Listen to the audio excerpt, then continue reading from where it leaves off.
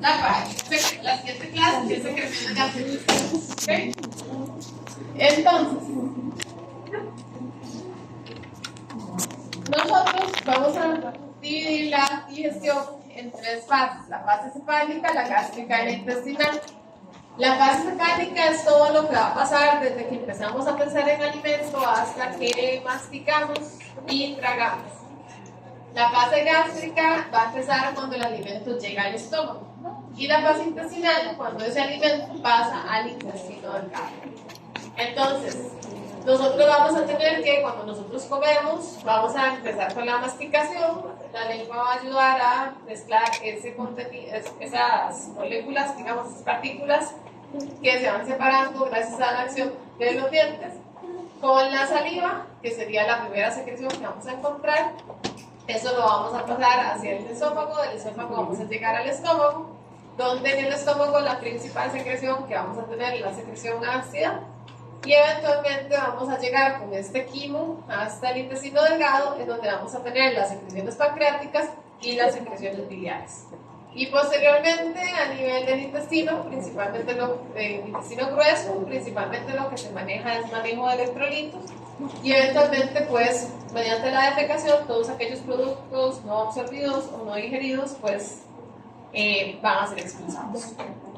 Entonces, ¿cómo se maneja el agua en el tracto gastrointestinal? Todas las secreciones van a tener agua. Entonces, nosotros vamos a ingerir aproximadamente 2 litros de líquidos al día. Vamos a secretar 1,5 litros de saliva, 2,5 litros de jugo gástrico, 1,5 litros de jugo pancreático y medio litro de bilis. Entonces, todo este líquido va a estar llegando hasta el intestino delgado. A nivel del intestino delgado todavía podemos agregarle 1 litro más a todo este volumen que está llegando acá. Pero a nivel del intestino delgado también vamos a tener la mayor absorción de agua. ¿Okay? Vamos a reabsorber aproximadamente casi el 80% del líquido que está llegando a ese intestino delgado. Por lo tanto, lo que llega al colon es aproximadamente un 20% de ese líquido, y vamos a reabsorber casi todo ese líquido en colon, dejando para las heces al final nada más 100 mililitros, que es menos del 1% del total de litros que manejamos durante todo un proceso digestivo, durante todo un día. Ahora, ¿cuáles son los principales componentes de las secreciones? Entonces, agua, que genera el ambiente acuoso; electrolitos, que recuerden que siempre que queramos mover agua tenemos que generar un gradiente osmótico. Entonces los electrolitos nos ayudan a generar un gradiente osmótico y que detrás de esos iones se van del agua. Los principales iones van a ser sodio, cloruro, potasio, bicarbonato y los hidrogeniones, dependiendo de cuál secreción estemos viendo. Y generalmente tanto el agua como los iones son reabsorbidos. Entonces, a nivel intestinal terminamos también de reabsorber esos iones que eventualmente están en esas secreciones. Las secreciones también pueden tener proteínas y agentes humanos. Entonces, vamos a ir viendo una por una qué es lo que tiene y para qué sirve. La primera son las secreciones salivales. Las secreciones salivales se van a producir en unas estructuras que se llaman acinos. Y los acinos son como racimos de uvas. Entonces, imagínense que cada uva es un acino y que los palitos que salen de las uvas son los conductos. Entonces, cada uvita va a tener unas células, que son las células acinales, y que son las encargadas de generar esa secreción. Y en los conductos, que serían como los palitos de las uvas, vamos a tener células de conducto que pueden modificar la secreción que generan los acinos. Durante la producción de saliva vamos a tener modificaciones tanto en la composición como en cuáles glándulas las están expulsando.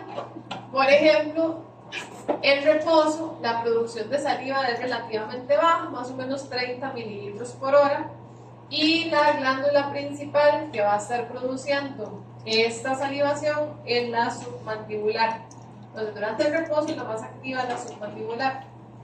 Cuando nosotros empezamos a consumir alimentos, o incluso apenas empezamos a pensar en que queremos comernos algo, vamos a empezar a estimular esa secreción y podemos llegar a producir incluso hasta 400 mililitros por hora. que es un montón de saliva. Y ya cuando estamos muy estimulados, las que principalmente van a estar produciendo esa saliva son las parótidas. ¿Okay? Entonces, las funciones de la saliva es la lubricación. Vamos a tener unas proteínas que se llaman mucinas, que son como un moco, que generan como esa textura mucosa y genera esa lubricación al alimento. Agua. El agua también permite que se disuelvan componentes del alimento y eso mejora la transducción gustativa, o sea que más fácilmente esos componentes puedan llegar a los botones donde tenemos las células gustativas. También tenemos elementos de defensa como la lisocimas, la lactoferrasa, las inmunoglobulinas A, y todos esos son elementos que pueden atacar a las bacterias y disminuir su crecimiento. En caso de que nos comamos algo que esté contaminado con alguna bacteria, pues ahí tenemos una primera línea de defensa. Y también tenemos enzimas como la amilasa y la lipasa salival. La amilasa salival sí tiene función digestiva y puede actuar sobre el alimento hasta tanto que llegue al estómago y entre en contacto con el ácido, que el ácido inactiva a la amilasa salival. ¿Okay? Pero sí puede tener cierto tiempo de acción mientras que ese ácido alcanza esa amilasa. La lipasa salival no tiene una función digestiva clara, más bien pareciera que la lipasa ayuda a la transducción gustativa, ¿okay? Pero no tiene una participación tan grande en la digestión de grasas. ¿Okay? Entonces, dentro de los acinos podemos tener dos tipos de células, las células serosas o las células mucosas. Las células mucosas principalmente se dedican a producir mucina y las células serosas principalmente enzimas como la alfa-amilasa. ¿Okay? Entonces, dependiendo cuál esté más activa, vamos a tener más componentes de uno, más componentes del otro. Por ejemplo, en reposo, si está más activa las sublinguales, vamos a tener más mucinos, pero en periodos postprandiales, que se activa más la parótida, pues tendríamos también más alfa-amilasa llegando a la boca.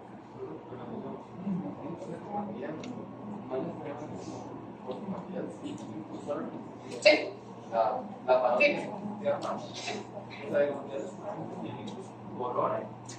La mayoría son de la parótida. Sí. O sea, solo La submandibular. ¿Ok? Entonces tenemos tres glándulas. La serosa, que es la célula serosa, se tendrá la parótida, la célula mucosa, la sublingual, y mixta, que es la submandibular. En general, la submandibular tiene más células mucosas que serosas, o sea, casi no produce enzimas, y esas son las tres principales. Y en reposo está la que más, digamos, va a contribuir al flujo de saliva, como decía, la submandibular, y cuando ya estemos estimulados, la que más puede producir y más incrementa ese flujo es la parótida. las demás, las tres principales. Todas pueden tener un grado de secreción básico, pero unos están más activos o producen más que otros con diferentes números. Ok, entonces, como les decía, nosotros desde que empezamos a ver algo que se nos antoja, o empezamos a pensar en algo que se nos antoja, ya las glándulas salivales pueden empezar a producir saliva, y ese incremento en la salivación pues va preparando la boca para eventualmente poder recibir el alimento. ¿Okay? Obviamente cuando el alimento llega, ya va a estar una alta tasa de salivación, y adicional también pues cuando el alimento llega va a generar estimulación sobre ciertos mecanorreceptores que también estimulan más todavía la salivación. ¿Okay? Pero todos aquí en algún momento se nos ha hecho agua a la boca con algo y sabemos que efectivamente con solo ver, pensar o querer comernos algo, no sé, pensamos ahí en la torta chilena, la Roy, o el gelato, o el helado de la Mops, o un milkshake, en lo que a cada uno lo antoje, o una pizza, igual, y ya con solo pensar en eso, fácilmente podemos empezar a salivar. ¿Okay? Entonces, con solo el pensamiento podemos activar la salivación. Los acinos, ¿verdad?, van a estar recubiertos por un tipo de células que se llaman las células mioepiteliales, que las células mioepiteliales protegen al acino de la distensión y ayudan al flujo salival. ¿Por qué? Porque imagínense que, digamos, si esto es una uva, las células mioepiteliales serían como la cáscara, ¿verdad?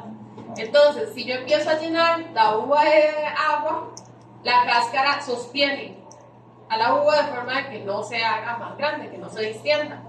Y adicionalmente, si yo tengo entonces esa capa que está restringiendo que ese ácido se haga más grande, al mismo tiempo, si yo empiezo a llenar de líquido ahí y el volumen está contenido, voy a empezar a incrementar la presión. Y eso hace entonces que se genere una alta presión que favorece la salida de esa saliva.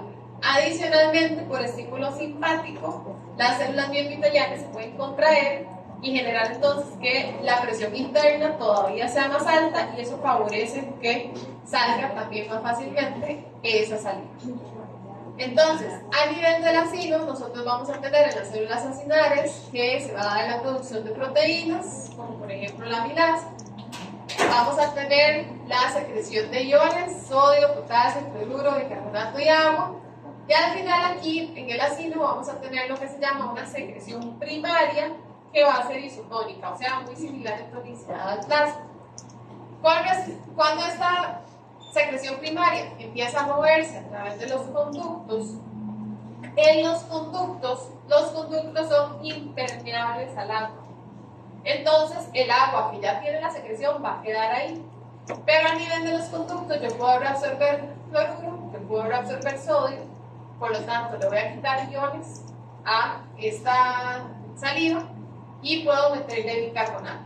Entonces, al final me va a quedar más agua que iones en la saliva, y por lo tanto, la saliva que me llega a mí a la boca tiende a ser más hipotónica. ¿Okay? Tiene un poquito menos de iones que la primaria.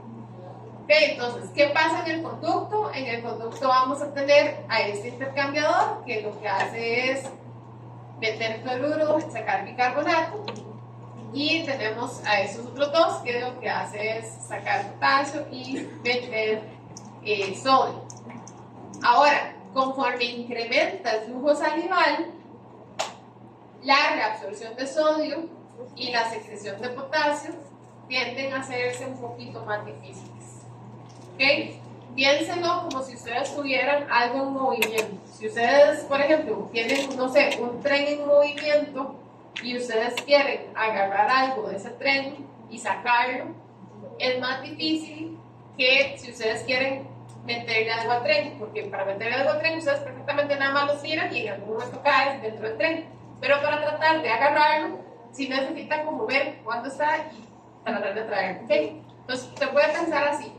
Los procesos de reabsorción, que sería lo que yo tengo que jalar y sacar, se dificultan más entre más rápido pase la saliva que los procesos de secreción. Entonces, por eso es que conforme más flujo salival, pues más sodio y más cloruro va a tener esa solución, porque esos procesos a nivel del conducto se hacen un poco más difíciles, no de reabsorción. Mientras que cuando está estimulado, normalmente también tenemos estimulado este transportador, y por lo tanto sacarle bicarbonato se hace relativamente sencillo. Entonces, entre más flujo salival, también más bicarbonato. Ok, ¿cómo se controla la secreción salival? Nosotros vamos a tener que tenemos un núcleo salivatorio en el grupo raquídeo que controla toda la rama parasimpática, y a nivel del ganglio cervical superior tenemos otro grupo de otro centro integrador que se tiene que ver con la rama simpática. Entonces vamos primero con la rama simpática. En el ganglio cervical superior se activaría entonces la rama simpática, que liberaría noradrenalina sobre las células acinares. A nivel de las células acinares, si actuamos sobre receptores alfa, se incrementa la cantidad de fluido, y si actuamos sobre receptores beta, se incrementa la cantidad de proteínas que yo vaya a tener en esa saliva. Ahora, con la rama parasimpática, igual, digamos, la presión en la boca y demás puede estimular al núcleo salivatorio, igual que el olfato, el gusto, el oído, la vista, los centros superiores, si solo pensar en comida, también pueden estimular ese centro salivatorio, y eso va a generar entonces que se libere acetilcolina sobre las glándulas salivales. Y esa acetilcolina va a actuar sobre los receptores M3, aumentando la secreción salival, incrementando la secreción acinal, y también a este nivel se va a producir calicreína, que produce canidina y que produce bradicimina. Y la bradicimina es un vasodilatador. Entonces, la respuesta parasimpática lleva tanto al incremento de la secreción como a la vasodilatación. Entonces, como pueden ver aquí, en salivación, tanto el sistema simpático como el sistema parasimpático, los dos incrementan la salivación. ¿Ok? Y van a participar ambos. ¿Qué puede inhibir la salivación? Bueno, mientras estamos dormidos se inhibe la salivación. En fatiga, cuando estamos muy cansados o cuando tenemos miedo, se nos puede secar la boca, ¿verdad? Hay gente que cuando está para hablar en público se seca la boca y pueden tragar. Todo eso son inhibiciones sobre el conducto salivatorio. Tranquilo. Ok, entonces, eso con la saliva. Siguiente secreción, a nivel del esófago solamente hay secreción de moco y no la vamos a ver. Entonces pasamos a secreciones gástricas. En el estómago tenemos dos tipos de glándulas. Están las glándulas oxínticas que principalmente van a secretar ácido, están a nivel del fondo y cuerpo, también producen moco y pepsinógeno, pero principalmente están secretando ácido. Y las glándulas centrales o pilóricas, que son un poquito más endocrinas, y lo que van a tener son células G y células D. Células G que produce gastrina y células D que produce somatostatina. Entonces, si nosotros vemos una glándula gástrica, se vería algo así, donde tenemos las células epiteliales que producen moco, tenemos células de cuello, que son células madre, que eventualmente pueden diferenciarse en otras nuevas células epiteliales. Tenemos las células parietales, que son las encargadas de la secreción de ácido y de factor intrínseco. Tenemos las células azulitas de acá, que son las células similares a enterocromafín. Entonces ya vimos las células enterocromafines, la clase pasada, de motilidad, que eran las que secretaban serotonina. Estas son las similares a enterocromafín. Y estas secretan histamina. Y tenemos las células principales que secretan pepsinógeno y lipasa. Entonces, todas esas células están en esas glándulas que son como esas impaginaciones a nivel del estómago. Sí. Similar a enterocromafín. A enterocromafín. En inglés es enterocromafín-like.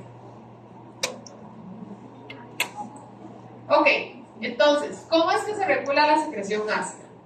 La secreción ácida se va a estimular cuando logramos estimular a la célula parietal, que es la que produce el ácido por sí mismo. Entonces, ¿quién puede estimular a la célula parietal? La célula parietal puede ser estimulada por la acetilcolina, o sea, por terminaciones parasimpáticas o del sistema nervioso entérico que liberen acetilcolina, estimulan la secreción ácida a nivel de la célula parietal. También pueden ser estimuladas por la gastrina, que la gastrina se produce por la célula G, ¿verdad? Entonces la célula G en estómago produce gastrina y esta gastrina puede estimular de forma directa a la célula parietal. Y también esa misma célula parietal se puede estimular por la histamina. ¿Quién estimula la liberación de histamina? La gastrina. Entonces, la gastrina va a estimular a la célula parietal de vía directa y vía indirecta. O sea, vía directa es que tiene un receptor de gastrina y la vía indirecta es que va a estimular a la célula similar a enterocromafín a que libere histamina y esa histamina incrementa la liberación de ácido en la célula parietal. Entonces, ¿qué es lo que va a ocurrir? Vamos a tener un incremento en la liberación de ácido. Entre más ácido se pone el estómago, más va a estimular a las células T, que son las que liberan somatostatina. Entonces, este es como nuestro freno a la secreción ácida. Vamos a tener una estimulación de secreción ácida hasta que el pH se hace muy bajo. Los hidrogeniones estimulan a la célula D, que libera somatostatina, y la somatostatina entonces inhibe la liberación de gastrina. Y si se inhibe la liberación de gastrina, también se inhibe la liberación de histamina. Y entonces vamos a disminuir dos de los estímulos que estaban aumentando la secreción ácida en la célula parietal. Ok, entonces la célula parietal, que sería esta, va a tener receptores para histamina, para gastrina y receptores para acetilcolina. Dentro de la célula parietal vamos a tener las tubovesículas. Esas tubovesículas son vesiculitas que están llenas de bombas de hidrógeno, potasio, ATPase. Entonces, cuando estimulamos a la célula, vamos a tener diversas vías de señalización celular que hacen que esas tubovesículas se vayan y se peguen a la membrana apical de esa célula, y entonces ahora ya las bombas van a estar en la membrana y van a poder entonces secretar hidrogeniones hacia la luz gástrica. ¿Ok? Entonces nosotros vamos a tener que esta es la membrana apical, vamos a tener esta bomba de hidrogeniones, vamos a tener unos canales de potasio y unos canales de cloruro. Entonces, la bomba de hidrogenión potasio lo que hace es sacar hidrogenión y meter potasio. Entonces, esos canales de potasio lo que hacen es ayudar a que siempre haya potasio disponible, de forma de que la bomba siempre tenga los sustratos. Y el cloruro, que es de carga negativa, estamos sacando hidrogeniones que son cargas positivas, entonces el cloruro tiende a atraerse por esas cargas positivas, y lo que terminamos formando en las luz estomacal es ácido clorhídrico, ¿okay? Que es un ácido fuerte. ¿De dónde viene este hidrogenión? Este hidrogenión viene de la reacción de dióxido de carbono con agua. Entonces, por eso yo les decía que si yo pierdo un hidrogenión, me queda un bicarbonato botado en algún lado, ¿ok? Porque como viene de la reacción de dióxido de carbono con agua, el hidrogenión sale, el bicarbonato sale, pero hacia sangre. Entonces, por mucho tiempo, esto dio de pensar que existía la marea alcalina, que era que cuando comíamos algo que simulaba mucho la secreción ácida, de pronto a otro nos iba a incrementar un montón el bicarbonato y nos daba una marea alcalina que nos daba sueño, etcétera, etcétera, etcétera, etcétera. El pH durante el proceso digestivo casi no cambia. ¿Por qué? Porque como vamos a ver después, este bicarbonato puede ser utilizado en otro montón de secreciones después. ¿Ok? Entonces, no es tal cual como que incrementa un montón y nos cambia el pH y nos da una marea alcalina. Ahora, dentro de los inhibidores, habíamos visto que la somatostatina podía inhibir la secreción ácida. También las prostaglandinas, que son factores de inflamación, pueden inhibir a la secreción ácida. Entonces, generalmente, cuando uno toma antiinflamatorios, ¿verdad? Cuando uno toma antiinflamatorios, hay que tener cuidado porque los antiinflamatorios inhiben la liberación de prostaglandinas. Y las prostaglandinas son uno de los frenos de la secreción ácida. Entonces, si ustedes toman antiinflamatorios no esteroideos, pueden inhibir las prostaglandinas y por lo tanto la secreción ácida puede estar más aumentada, y eso eleva el riesgo de que cuando estén tomando ese tipo de medicamentos estén con gastritis, o si es una persona que ya tuvo úlcera gástrica, incluso no es tan recomendable porque ya tiene una mucosa que es más sensible y que ya ha tenido antes una úlcera gástrica sangrante. Entonces hay que tener siempre cuidado con los AINES. Sí. Sí, yo tengo una pregunta. Es que en Bioqui nos dijeron que el sueño después de comer sí se daba por el aumento de carbonato. Bueno. ¿El qué, perdón? En Bioqui nos dijeron que el sueño después de comer sí se daba por el aumento de carbonato. No. Porque yo almuerzo. No, toda la literatura indica que no existe la marea alcalina. Puede ser más como por un asunto de incremento de tono parasimpático que genera como una disminución de la actividad general, pero no existe la marea alcalina. O sea, es un mito. Exacto. O sea, el bicarbonato, digamos, por ejemplo, si yo tengo un exceso de secreción ácida, así mismo bicarbonato perfectamente puede estarse secretando en el moco, en la misma barrera gástrica, por ejemplo. O sea, entonces no es tan así, digamos. ¿Ok? ¿Cómo o cuándo se libera la secreción ácida? En fase cefálica se libera un 40%, en fase gástrica un 50% y en fase intestinal un 10%. En fase cefálica, principalmente por actividad vagal, vamos a tener estimulación vagal sobre las células G, entonces vamos a liberar un poquito de gastrina, y también estimulación directa sobre las células parietales. En la gástrica es cuando tenemos la mayor intensidad, porque vamos a tener que adicionar a la estimulación vagal los aminoácidos, por ejemplo, de la proteína que viene en el alimento, va a estimular también la liberación de gastrina. Y eso entonces también va a estimular la liberación de mucho más histamina, y todo eso va a generar entonces que histamina, más gastrina y más acetilcolina incrementen todavía más esa secreción ácida. Y en la fase intestinal más bien tenemos una inhibición, porque vamos a tener la liberación de varias hormonas a nivel intestinal que más bien disminuyen la secreción ácida. ¿Okay? Entonces, por eso es que en la fase intestinal casi no se secreta ácido. Ok, adicional a los aminoácidos, que deberían de ser como el estímulo normal, también la cafeína y el alcohol podrían eventualmente incrementar la liberación de gastrina y por lo tanto inducir más ácido, o sea, más secreción ácida. Por eso cuando hay gente que tiene gastritis le dicen que mejor no tome café, porque la cafeína induce más liberación de gastrina. Eso incrementa la acidez. Ok, entonces, en la fase cefálica, como les decía, principalmente son señales del nervio vago. En la gástrica son reflejos locales y estimulación sobre las células parietales. Y en la fase intestinal se mantienen principalmente algunos aminoácidos que pueden estimular la gastrina, pero la mayoría de señales a nivel intestinal son inhibidoras de la secreción ácida gástrica. ¿Qué hace el HCl? Destruye las estructuras de los tejidos, facilita la acción de la pepsina. Ahorita vamos a ver después, bueno, en la próxima clase, qué es la pepsina.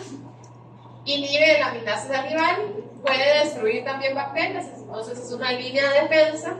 Y estimula la secreción de hormonas que después permiten la secreción biliar y jugo pancreático, como la secretina.